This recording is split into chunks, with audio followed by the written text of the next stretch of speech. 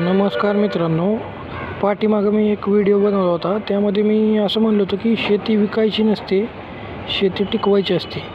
त्यावेळेस शेतीमध्ये काहीतरी लावण्याचं काम सुरू होतं. तर त्यांनी हरभरा लावला होता. हेच सीन मी तुम्हाला दाखवला होता. आता हरभरा उगवून आलेला आहे आणि त्या आजी काय करतात, त्या हरभऱ्याची भाजी खुडतात मित्रांनो. हे बघा, त्या आजी त्या हरभऱ्याची भाजी खुडतात.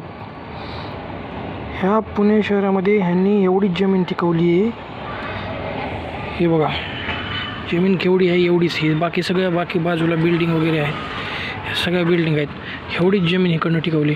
ह्या आजी इकडं हरभराची खुडतात आणि तिकडं 2 महिला आणि एक माणूस ही बहुतेक मेथीची भाजी काढत असेल असं मला वाटतं आहे. बघा, ही इकडं जाधववाडी चिखलीचा एरिया आहे हा पुण्यातला.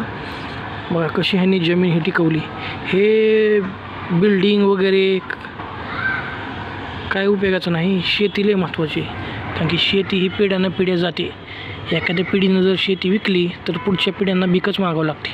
बघा, हे पूर्ण पुण्याचा एरिया इकडं आणि ही शेती.